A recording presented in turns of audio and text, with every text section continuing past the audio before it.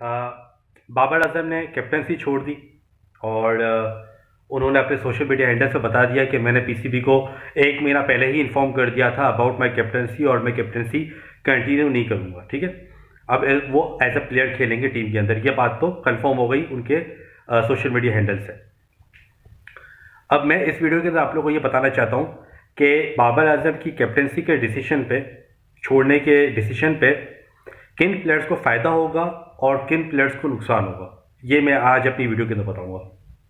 मैंने ये बात काफ़ी टाइम पहले बतानी थी मुझे, लेकिन क्योंकि ऐसा कोई आई नहीं थी बात, कंफर्मेशन नहीं आई थी, ऑफिशियल कोई बात नहीं आई थी, तो मैंने इस बारे में वीडियो नहीं बनाई। लेकिन अब क्योंकि चीज़ कंफर्म हो गई है तो अब मेरा बनता है ये वीडियो बनाना। अब मैं पहले आप लोगों को ये बताता हूँ कि किन प्लेयर्स को बाबर आजम की कैप्टनसी छोड़ने से फ़ायदा हो रहा है। सबसे पहले हो रहा है शाहीन शाह अफरीदी को, क्योंकि उनसे पहले भी कैप्टनसी इनको दी थी, फिर उनसे कैप्टनसी ले ली गई थी। ऑस्ट्रेलिया वाले टूर पे उनको 5 मैचों की सीरीज़ पे उनको कैप्टन बनाया। जब सीरीज़ एंड हुई उनको वापस कैप्टनसी से हटा दिया और world cup T20 world cup के लिए बाबर आजम को बना दिया, जो कि शाहीन शाह अफरीदी के साथ ज़्यादती थी। या तो आप बनाते नहीं, और अगर आपने बनाया तो फिर एक सीरीज़ के लिए नहीं होता है, कम से कम एक दो सालों के लिए होता है।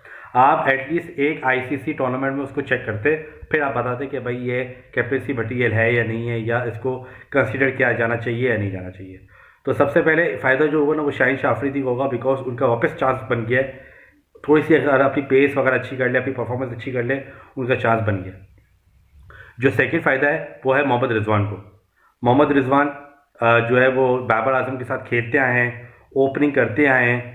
अब अगर उनको कैप्टन बना दिया जाता है, और उनकी खैर परफॉर्मेंस भी अच्छी है पीएसएल वगैरह में, हमेशा फाइनलिस्ट, सेमीफाइनलिस्ट या एक दफ़ा फाइनल वो जीते हुए भी है, तो उनको ट्रॉफीज़ लेने का आइडिया है और उनको फाइनल में जाने का आइडिया है। कंपटीशन उनको लगाने आता है और खुद उनकी परफॉर्मेंस खुद भी अच्छी है, तो कंटेंडर तो वो कैप्टनसी के लिए है। तो अगला जो फ़ायदा होने वाला है वो मोहम्मद रिजवान को होने वाला है बाबर आजम की कैप्टनसी जाने से, बिकॉज शायद उनको वाइट बॉल का कैप्टन बना दिया जाए। और अगर शान मसूद की कैप्टनसी इंग्लैंड सीरीज़ में अच्छी नहीं होती है, तो शायद अगर मोहम्मद रिजवान को हो सकता है कि तीनों फॉर्मेट्स का भी कैप्टन बना दिया जाए, तो ये भी कंसिडरेशन हो सकती है। इसके अलावा थर्ड जो फ़ायदा है ना वो है शादाब खान को, बिकॉज शादाब खान इस साल पीएसएल भी जीत चुके हैं और शादाब खान इस साल अपनी कैप्टनसी में चैंपियंस कप भी जीत चुके हैं। ये दोनों ट्रॉफीज़ इस साल शादाब खान के पास है, और उनके ससुर ने ये बता भी दिया अपनी मीडिया के अंदर कि शादाब खान अच्छा कंटेंडर है अगर उनको कैप्टनसी के लिए कंसीडर किया जाए तो। अब ये जो 3-4 जो कड़ियाँ बैठ रही हैं ना, इससे ये लगता है कि शादाब खान को भी कुछ ना कुछ कंसीडरेशन मिल सकती है कैप्टनसी के लिए। और क्योंकि 2 टूर्नामेंट जीते हैं और बिल्कुल राइट टाइम पे जीते हैं, अभी चैंपियंस कप तो बिल्कुल राइट टाइम पे जीते हैं, तो हो सकता है कि उनको भी कंसीडर किया जाए, क्योंकि वो प्लेयर्स साइकी समझते हैं, उनको लड़ाना आता है, अग्रेसिव कैप्टनसी है, तो ये भी इनको फ़ायदा हो सकता है। अब मैं आपको वो प्लेयर्स बताऊंगा कि जिनको बाबर आजम की कैप्टनसी जाने से नुकसान हो रहा है। सबसे पहले नाम आता है इमामुल हक का। आपने देखा होगा कि ऑस्ट्रेलिया वाली सीरीज़ हुई थी जनवरी में इस साल, टेस्ट सीरीज़, इसमें इमामुल हक को कंसीडर नहीं किया गया। क्यों? क्योंकि शान मसूद कैप्टन बन गए। जब शान मसूद कैप्टन बने तो इमामुल हक को ओपनिंग के लिए कंसीडर नहीं किया गया। किनके साथ गए? अब्दुल्ला शफीक के साथ गए और साइम अयूब के साथ गए, और खुद शान मसूद 1 डाउन है, बाबर आजम 2 डाउन है। तो अब इमामुल हक को कंसीडर नहीं किया, और इसके बाद जितने भी मैचेस आए अब तक, बांग्लादेश वाली सीरीज़ भी हुई है, इस पर भी इमामुल हक को कंसीडर नहीं किया गया है।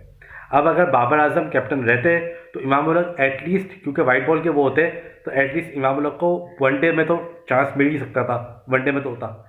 लेकिन अब क्योंकि बाबर आजम कैप्टन नहीं रहे, तो सबसे बड़ा जो नुकसान इमामुल हक को होने वाला है वो वाइट बॉल की ओडीआई की जो ओपनिंग है उसमें भी खतरा होने वाला है, बिकॉज वो टेस्ट से तो वैसे ही बाहर हो गए, और अब वो अगर वनडे से भी बाहर हो गए तो T20 तो खेलते नहीं है, तो वो उनका पत्ता बिल्कुल कट जाएगा। जो दूसरा जिसको नुकसान होने वाला है ना, वो है इनडायरेक्टली फ़हीम अशरफ को, बिकॉज फ़हीम अशरफ को भी आपको पता है रोटी गैंग का पार्ट है। रोटी गैंग चलती रहती थी 1-2 साल पहले, तो वो भी रोटी गैंग का बड़ा पार्ट रहे। तो ऐसा लगता है कि कहीं ना कहीं फ़हीम अशरफ को भी इससे नुकसान है, बिकॉज फ़हीम अशरफ ने थोड़ी बहुत परफॉर्मेंस चैंपियंस कप में अच्छी दी है, लेकिन क्योंकि बाबर आजम नहीं है तो कंसिडरेशन में उनका आना बड़ा मुश्किल है जब तक आमिर जमाल है टीम के अंदर। आमिर जमाल का चांस बनता है। और एक और जो नुकसान जिसको होने वाला है ना, वो होने वाला है किसको? 2 का तो मैं बता दिया। तीसरा जो नुकसान होने वाला है ना, वो होने वाला है मोहम्मद नवाज़ को। मोहम्मद नवाज़ आपको पता है कि इमाद वसीम पे उसको फौकियत मिलती रही है। हालांकि इमाद वसीम ने बड़ा अच्छा परफॉर्म किया है ओवर द ईयर्स लीग्स के अंदर, लेकिन उनको चांस नहीं दिया गया। T20 के अंदर भी उनको चांस नहीं दिया गया जब तक बाबर आजम का टेन्योर था 3-4 साल की कैप्टनसी में।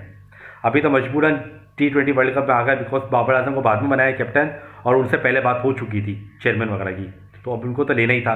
ज़ाहिर इसी बेसिस पे वापस कम बैक किया था उन्होंने। लेकिन अब मुझे ऐसा लगता है कि जो मोहम्मद नवाज़ है ना, उनका भी पत्ता बिल्कुल ही कट गया है। वो इसलिए कट गया है बिकॉज अब बाबर आजम कैप्टन नहीं रहे, और अब ये जो आधे तीतर आधा बैटर वाला सीन तो चलेगा नहीं। अब या तो पूरा बैट्समैन होगा या पूरा बॉलर होगा, तो अब मोहम्मद नवाज़ का भी कोई कंसिडरेशन लगती ही नहीं है, और उन्होंने अभी चैंपियंस का भी खेला नहीं है। तो ये इस तरीके से देखते हुए मोहम्मद नवाज़ का भी पत्ता गोल होने वाला है। तो ये जो तीन लोगों को फ़ायदा हुआ है इनसे, और 3 लोगों को नुकसान हुआ है, ये मैं आपको इस वीडियो के अंदर बता रहा हूँ। अब किस बात से आप मेरी किस बात से एग्री करते हैं और किस बात से डिसएग्री करते हैं, कमेंट्स में ज़रूर बताइएगा। Thank you.